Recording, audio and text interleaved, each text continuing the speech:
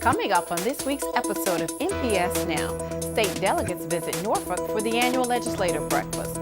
Maury High School opens its credit union and see the changes that are bringing success to Ruffner students. All that and more next on NPS Now.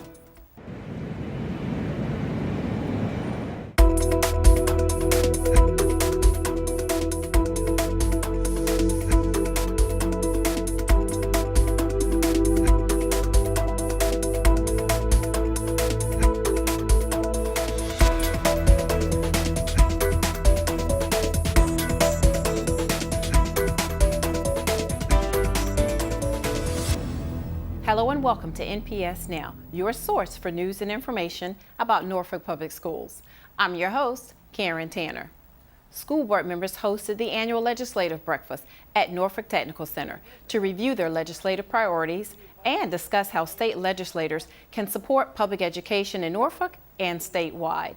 The major goal is to begin to build relationships, build the rapport that's necessary for our school division to have open dialogue, open access, two-way access actually, between the superintendent and the legislative body, as well as the administration.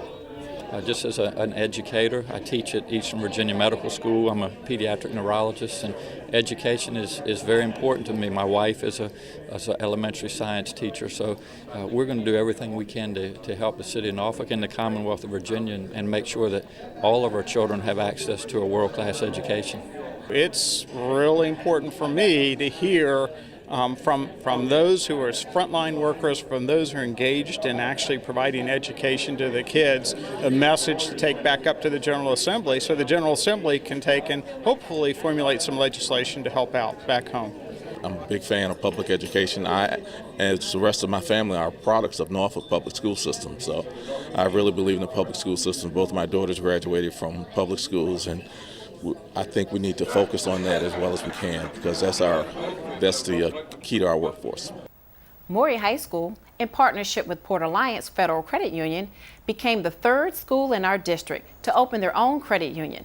The credit union will be staffed by Maury students who will be gaining valuable work experience and earning a grade at the same time. It's exciting, it's new. A lot of people don't know what's going on about it, and it's cool to be a part of something that's brand new in the school. I want to go into the financial management and accounting type job area, and so it's kind of like a real life experience. I like it because it gives me experience in banking, and it might open up to future jobs in banking, and just gives me a chance to help other students get things that they can't get. Norview High School held a STEM Career Day that gave students the chance to ask questions of industry leaders about career opportunities. That same day, students at Campus Stella Elementary learned about Earth, space, and rockets in preparation for the Orion spacecraft project that they're working on with NASA. The Virginia Standards of Learning testing program establishes minimum standards for what students should know and be able to do at the end of each grade or course. To compete in today's global economy, more rigorous standards and expectations have been implemented. Dawn Anderson interviewed teachers at Ruffner Academy to take an in-depth look at their best practices for focused instruction. In spite of the challenges to meet full accreditation, the students and staff at Ruffner Academy have been making strides. There have been gains in major subject areas according to the annual measurable objectives. Math SOL scores increased 17%. The increases are credited in part to best practices and data-driven instruction. We go back and we look at the data, and we start by looking at whole group in terms of the grade level, and then we break it down to teacher, and then we break it down to the students. And based on that data and the expectations that admin put on us, we're charged with the task of going back in and remediating kids and reteaching and then reassessing. It's that whole cycle of results. It's everywhere. It's not just here, it's everywhere, but it's just the spin that we put on it. And how do you do that? What are the teachers that have the best instructional strategies? How do we take those instructional strategies and help other teachers pick up on them and use them in the classroom to better meet the needs of kids? Plan, deliver, assess is the map guiding the school's principal, who takes a hands-on approach. He's always in our classrooms. He walks around and makes sure that the teachers are doing what they're supposed to do. He really taught us the importance of question-based education, where we question the students at a higher level to increase our rigor. And that's one thing that we're really doing in our classrooms is asking those higher level questions, trying to get our kids to think about what they're thinking about, not just give us the answer, and force them almost to think critically, because in order to pass these SOL tests now, the students must be able to think critically. It's not just about remembering. One thing we're doing now is we are incorporating TEI, that's called Technically Enhanced Items, because on the SOL now, there are technically enhanced items where the students just don't answer A, B, C, or D, where they actually have to click and drag, they have hot spots and things like that. Now, although we're not able to duplicate that from a technical standpoint, what we do is we formulate our questions on the test. We form our questions on the test so that the students just don't have to select A, B, or C, or D. I'm seeing, from my point of view, I'm seeing students have greater testing stamina than last year. As I go through my daily routine, I try to intersperse as much humor and real-life connections as possible. That's the key, I think, real-life connections. Why does this matter to you? How can you see this in your daily life? So then every day we have what are known as formative assessments. So real quick snapshots of where the kids are. We have the whiteboards that I use every day, so I can ask a question. What is El Nino? And they can, I say, illustrate it for me. They can illustrate it on the whiteboard. Everybody shows me the whiteboard, and I can scan the room and see exactly who gets it and who doesn't. And then I can either move forward or maybe take a few more minutes to clarify. So then I give them the test, what we call a common formative assessment. At the end of the unit, we give them a test. I look at my students' data, and the students that didn't understand a particular concept, I'll give them the same concept, but in a different way, a different format, to try and help them understand it. Now, the students that did get it, I don't want them remediating because they understood it. So I'd be wasting their time. So I'll give them some sort of extension activity. They understood this, so let me have them create a weather map or illustrate on a poster the before and after effects of a severe storm, a tornado, or a hurricane. So sort of an activity where they can build on their knowledge and take it even farther. What may be just as important as focused instruction is the faith and passion that teachers have for their students. As teachers, we do what we do because we love it, and that's what makes us good teachers. But we love also the fact that we can get parental involvement, and that helps us to be the best teachers that we can be. I joke in my team that there's just not a second that we're ever sitting down. It's just 86 minutes of full on, let's hope we got some time to take attendance today. Because if you're not up and moving, you're probably not meeting the specific needs enough, And if we're gonna help them make strides, we gotta meet them at their individual levels. You have to have a passion. I mean, let's face it. I understand to be successful, I don't look at this job or this career as 40 hours. I realize that you have to work beyond. I come in 6 o'clock in the morning, that's just me. I won't leave sometimes at 6:30. Do I feel like, it's worth it? Yes, it is. I just believe you have to do what you have to do because for me, teaching is a calling. It's a calling. It's almost like a ministry to me without the pulpit. If you'd like to learn more about the standards and expectations of Virginia's SOL tests, visit the Board of Education's website at doe.virginia.gov/testing.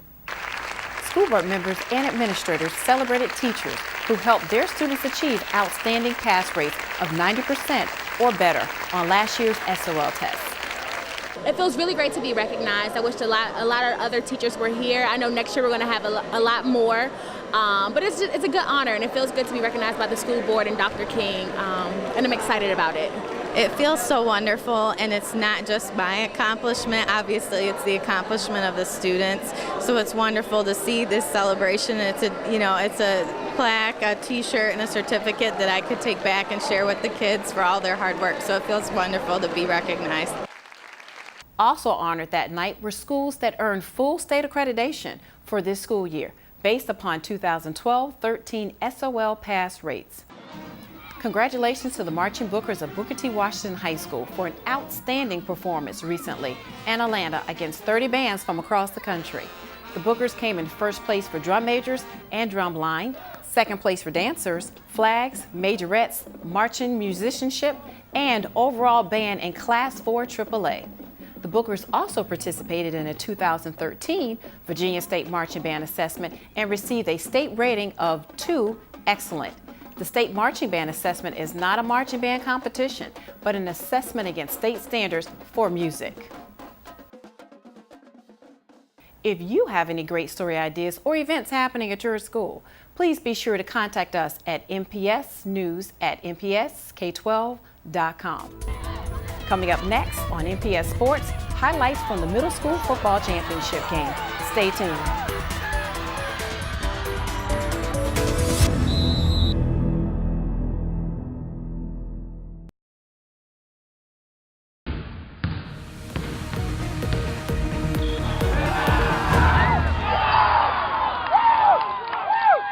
Welcome back to NPS Now. I'm Steve Sutmiller, Senior Coordinator of Athletics. The middle school football championship was on the line as Lafayette Winona Rockets took on the Lake Taylor Vikings at Powhatan Stadium. This was a rematch of the game earlier this season when Lafayette pulled out a close 38-30 win. Lafayette Winona came into the title game undefeated and looking to close out a perfect season, while Lake Taylor wanted revenge in the biggest game of the year. Event sponsor Norfolk Sheriff Robert McCabe handled the coin toss, and it was time for action. Let's check out some highlights. Lafayette Winona in blue got things started with a short touchdown run by Troy Ricks. Later in the first quarter, LT fired right back with a long strike from Keyshawn Bagley to Javon Elliott. A couple plays later, Bagley does it himself for the score, and we are tied at 6. Second quarter, and again Lafayette Winona uses the ground attack as Ricks gets his second touchdown, and the Rockets are up 12-6. But the aerial attack of Lake Taylor strikes again as Bagley finds Elijah Hicks for the touchdown.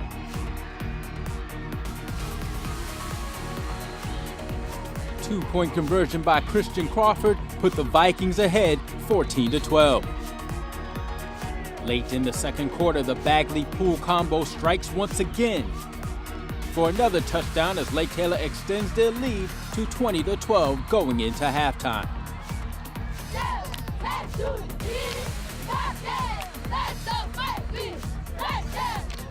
Third quarter, great hustle play by Trayon Thomas to cause the fumble, recovered by Lafayette Winona. The Rockets feeling the momentum, and they capitalize as Latrell Moore uses his speed around the corner for the 6. Ricks adds the two-point conversion, and we are knotted up at 20. LT trying to get back on track as Tyshawn Arterbridge uses nice moves in the open field for a big gain. Still tied at 20 late in the third quarter. LT 4th and goal, and the Rockets stop them and take the ball over on downs.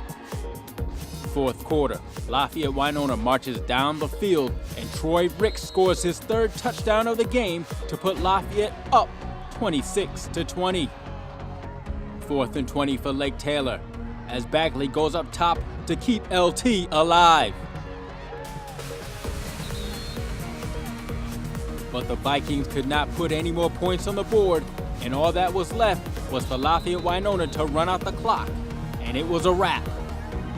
The Rockets win with a hard-fought 26-20 victory and are the 2013 middle school champions. Jubilation and emotion flowed from the victors. What's it feel like to be a champion today? I feel great. I just want to thank my fans, my family, and my team, my coaches, and all that. You were undefeated all season. What's that feel like, and what did it take? Man, I never had that feeling before, man. It's just thank the players, thank the coaches, man. It's a wonderful feeling, man. Start of the season to right now, all this hard work. How's it feel? Well, it was tiring because I wasn't doing nothing over the summer, so I wasn't in shape. But I got there physically. Coach just kept pushing us and pushing us. No days off. Hard work pays off. Congratulations to both teams for a great contest. Let's look at high school playoffs action as some of our schools started their quest for a state title. Group 5A South playoff action as the Maury Commodores hosted the Kellum Knights at Powhatan Stadium. Up 14-10 at halftime, Maury scored 3 consecutive touchdowns to pull away. Elston Haley here with the running touchdown. And here he catches the pass from Jermaine Wiggins for another touchdown.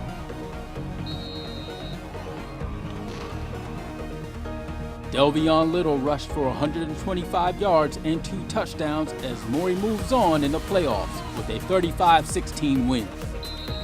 The Commodores improved their record to 8-3. In other scores, Lake Taylor won their opening round playoff game beating Nansemond River, while Norview had a tough go at Green Run. Make sure you visit your Big Team's website for school's results and schedules. More NPS Now after this.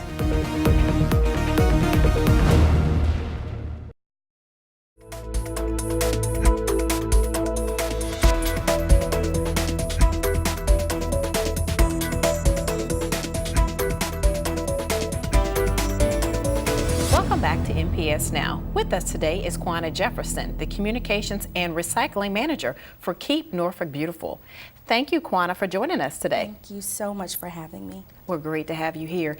NPS is involved in recycling in our schools and in our offices, and now we're partnering with Keep Norfolk Beautiful. What is that partnership? It's a wonderful partnership. We've been able to revisit it and make some enhancements here recently. We've gotten approval from the administration to take various sustainable programs into all 55 of NPS schools.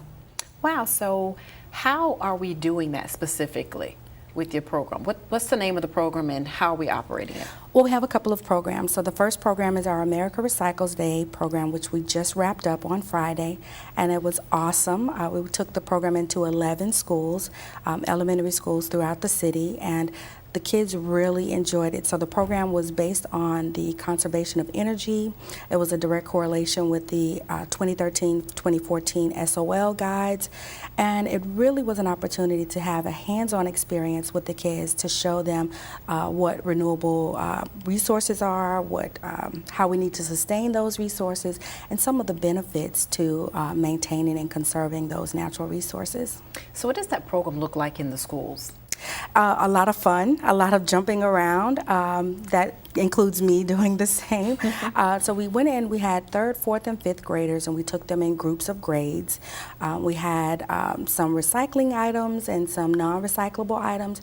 We actually had the kids to cheer one another on and serve as kind of like a relay. You know, like, what do you believe goes in this recycling cart? And why do you believe it goes in this recycling cart? And with that level of interaction and camaraderie and team effort, we saw a really, really big education component opportunity. So we went for it and the kids really loved it. So how long are we doing America Recycles Day? America Recycles Day is an annual day. It's celebrated nationally. It was created by Keep America Beautiful, whereby Keep Norfolk Beautiful, we are an affiliate of that national organization. So America Recycles Day is November 15th of every year. But what we've seen is, you know, one day is really not enough. Of course, we are doing sustainable acts every day, but the ability to elongate the program from a one-day activity or event to 2 weeks or more, we've seen a tremendous growth in sustainable activities and recycling awareness throughout the city. So what do you think is going to be the biggest benefit for our students learning how to recycle? You think they're going to want to take the recycle tips home? Absolutely. A lot of the kids, they talk about, well, you know, at home I do this and at school I do that. And so this program really served as an opportunity for us to bridge the gap between what these kids do at home versus what they do at school and show them that the same things that you recycle at home, you can recycle at school, and the added benefit and bonus of knowing that you're preserving the environment, you're preserving your natural resources, and it's an educational component that they take and they tell their parents. and so hopefully the parents will catch on. Yes, and that do the is same the thing. ultimate goal. Well, I think Keep Norfolk Beautiful has kicked off a Recycle Perks program, right? Well, it's not our program. It's actually owned by TFC, Tidewater Fiber Corporation. That is the private entity that the city has a recycling contract with. They wanted to come up with a way to reward residents, if you will, or give them a bonus or a perk for doing the right thing, because we know that recycling it's good. It's good for our environment, it's good for the economy, but overall it's a social benefit because it really is doing the right thing. So the Recycling Perks program is free. It's absolutely no cost to the resident.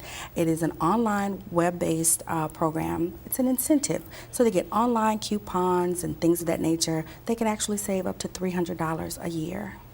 Wow. Yes. I signed up for it when I found out when we had a retreat Yes. at your building, your location, great spot by the zoo.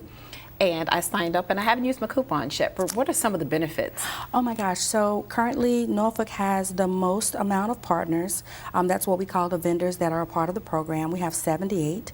Hot yoga, massages, buy one, get one free at the zoo, Taylor Do-It Center, Kogan's Pizza, Zoot's Cleaners. I mean, there's an endless amount of vendors, and the vendors really get the benefit. They get a benefit as well because it's free advertising for them. They don't pay to be a part of the program, so it really is a win-win situation. It builds local businesses, and it also, creates an economic benefit to residents as well. Okay, well, going back to our students. Yes. Now, what is the greatest benefit? What do they walk away with from? Because I saw your little note. It says system-wide fundraiser. Teachers will be provided with an informative RAC card. Yes. What are those details? Give me the details about that. So what we wanted to do, we wanted to say thank you to Norfolk Public Schools and the Norfolk Education Foundation for allowing us to come in and do this program, the various programs that we have with the students.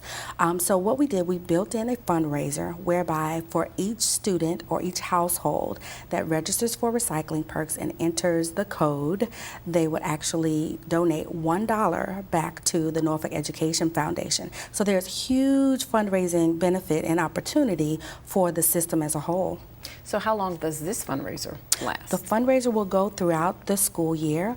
We actually have not identified a close-off date. I know we'll more than likely close off very close to the end of the year because we want to be able to present the check, or should I say Recycling Perks wants to be able to present the check to Norfolk Education Foundation. So I'm thinking it will probably run until the end of May 2014. Okay, sounds like we have a lot of things going on with our schools. How many programs do we have going on? Currently we have two. As I shared with you, the America Recycles Day program is an annual program, but we also have our Green Reader program, which is very popular. It's in our 13th year coming up, and we'll be doing it the entire month of March.